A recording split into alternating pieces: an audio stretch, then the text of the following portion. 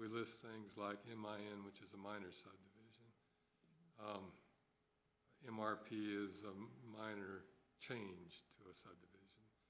CON is another project. SPN is a special notice. So you see, Yeah. this is everything we do. Different functions, okay. Yeah. MSP is a major subdivision preliminary. MSF is final. Okay. So everything we do with all the staff that works on it, estimated hours, you know, each of the staff and Mary have worked on about how much time they spend on everything. And then Dina's staff helped us put us into a spreadsheet so we could calculate what that actually means in real world cost. And that all of this actually does include 2 overhead. So we factored in lights and room and space and things that, Great. that's where Dina's staff was invaluable. Good. And so we have as close as we've ever come to a real world estimate of what it actually cost us to process these things. Okay. And you can get a sense for that across the bottom of the screen, where in the sort of orangish color where it says current fee, that's what our fee currently is. And then the green color is what it actually cost. And you can see there are some pretty significant spreads. Sure. In some cases, it's only twice as much. In some cases, some few cases, we're spot on. In some cases, we're 5 times behind what we should be. So the takeaway from this is in current planning right now, today, and apparently forever, that the general public has been subsidizing development to this extent. Yeah. I Keep going. kind of knew that. Yeah, but now we know the degree. Right. So that's what prompted us, well, Mary actually came up with a handy little way of seeing what that looks like visually, where we have the actual project on the left, our current fee, the average staff cost, what would it actually cost us to process this, and then in some cases, she's upped it for rounding purposes on the far right. And this is where I'd like to have a dialogue, because this much will be true for also for our building inspection and for the current planning staff, which is the staff that meets people at the front counter and does site disturbance permits. They're the people that work under Ben Tarbutton. But what we have right here is the people that work under Mary, like Vlad and Zach, Levi, and so on. And so on the far right, you see Mary's thought of, well, rather than have these somewhat unusual but exact numbers in red, we could just round things. Sure. That's your call, not ours. We're just coming up with a starting point.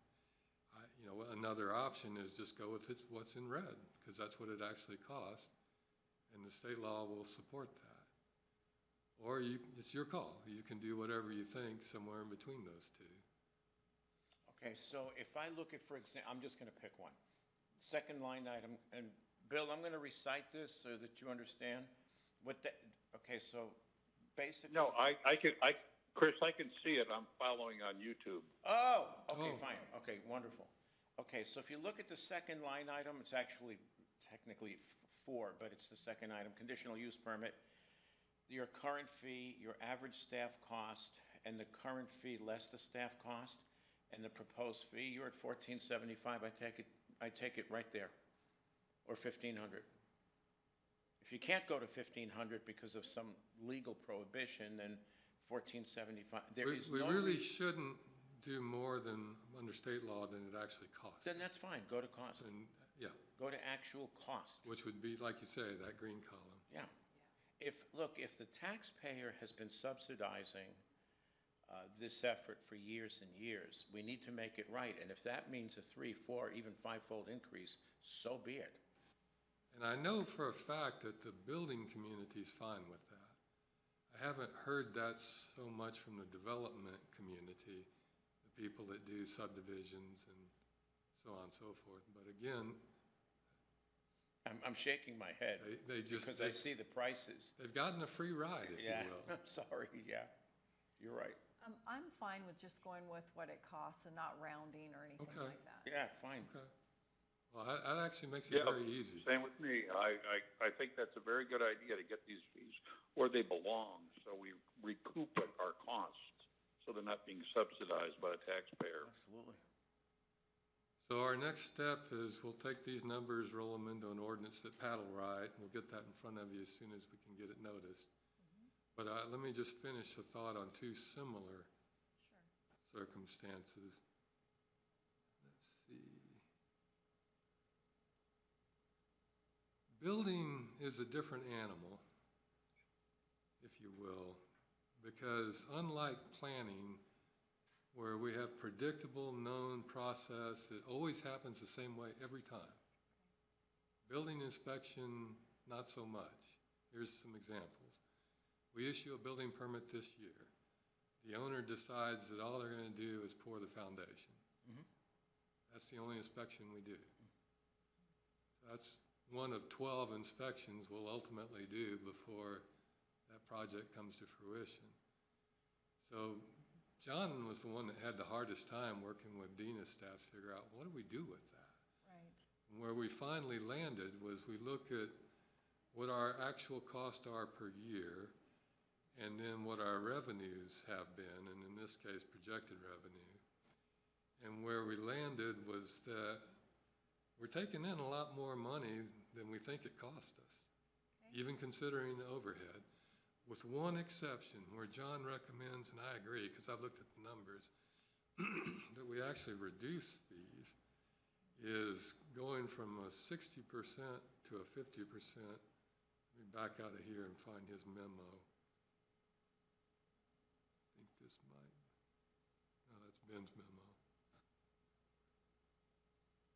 There. If you look at the very bottom of this, existing commercial fees are 65% of the plan review fee is 65% of the permit fee. That can be a lot of money. For instance, when we do a hangar at the airport, a big hangar for a big corporation, we're in the tens of thousands of dollars for the fee. And the commercial, and just our plan review part of it, as you see here, 65%. John feels like it would be more equitable if we dropped it to 50. Okay. And John knows this better than I do, and that's why he's actually online and can speak if you want to have the dialogue with him. Well, I mean, it makes sense. I'm fine with it. Okay. Well, Yes, sir. what are we, okay, from a legal standpoint, if you can, Pat's on the line, isn't he? Yes. From a legal standpoint, do we have to make the reduction? That's a Pat call. If your analysis of your costs and your revenue shows that you're just a minute. Sorry about that. Anyway, yeah, if your revenue is exceeding your costs, I think it would be legally prudent to reduce that fee so that your revenue matches your costs as closely as possible. I mean, it's not necessarily going to be exact, but Yeah, no, if it looks like you're making a profit off of your fees, that's not good either. Right. fine. So that's why the answer then. Okay, thank you. And the last one of these, just so you know, would be the front counter. Again, Ben has a little bit different animal than Mary because they basically do pretty straightforward permits like cottage industries or special circumstances where we issue a hardship home. Those don't take much time or effort. A lot of where his staff spends time is on the building permit review process, but that's been included in the building inspection side, so we're fine there. The one place where we are off a little bit is on site disturbance fees. And Ben, this is in your e-file, so you can go back and read it at your leisure. But for now, let me just go to, that was odd, there. Ben's thought on what we ought to do with fees for his staff. It's a lot like Mary's. If you look at the current fee and then look at the average actual cost, there's cases where we need to double things. And in some, or at the very worst, now that at the worst it is doubling. At the best, it's just a few dollars more. That's fine. Well, and to your staff's point, I mean, on the other hand, it seemed like it was all, I didn't see any cents, did I, on the first round? But now you've got a bunch of change up there. So to me, this would be better rounded Sure. than, Instead of 133.26, just do 133. Yeah, yes. just do 133, yeah. Okay. 76. Well, and that's why, I mean, again, on the far right was Yeah. Ben's attempt to, if we were going to round things, Yeah, and I'm fine with the far right. I'm fine with what, in this case, because it's Yes. a lot, the numbers are a lot closer. correct. Okay. Yeah. I let the division manager come up with their own ideas. I try not to meddle in their affairs. Sure. Okay. Oh, that sounds reasonable. Bill, you well- okay? Yeah, that looks like a common sense approach. How about that? Okay. Well, thank you. I'm jazzed. This should bring us $25,000, $30,000 a year more in revenues over a period of years, or year, excuse me. Once we get it in place, we'll get the ordinance in front of you as soon as Pat has time.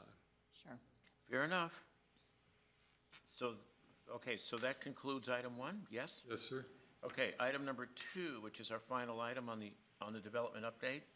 Discussion of a resolution authorizing accelerated building permit procedures to remedy the windstorm damage and establishing a permit fee, and you're looking for an action item. Go ahead, David.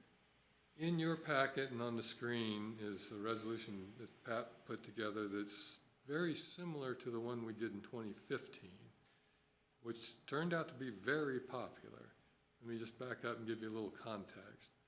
We were worried in 2015 that people were just going to go replace things without a permit, because when your roof's caved in or you got a blown out window, you don't You need want to to get it suffer. done. Yeah. And we got that. So we did the same thing, an emergency ordinance. We reduced the cost significantly in some cases. So it's a flat fee, $100.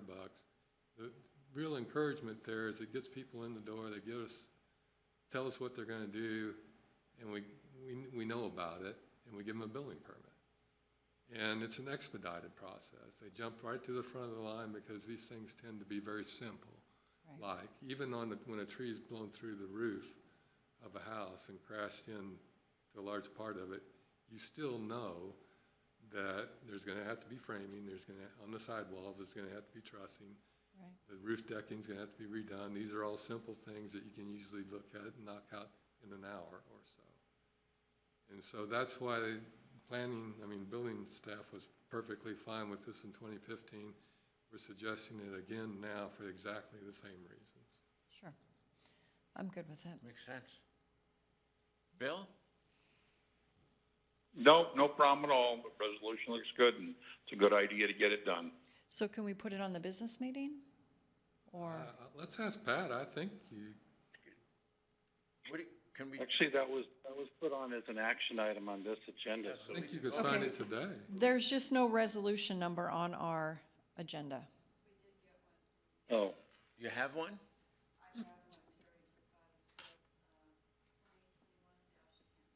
2021-10? But Pat, is that a problem that it wasn't on our agenda, or is that all right? no, the substance of what Substance.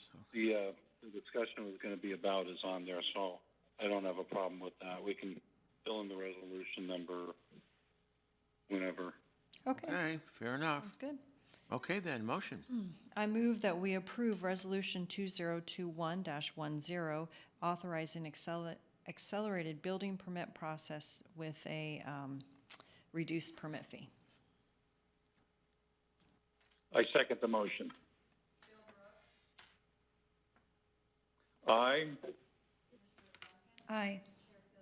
Aye, and the motion is carried. Public comment? Did Ms. Corbin, did you have anything to add?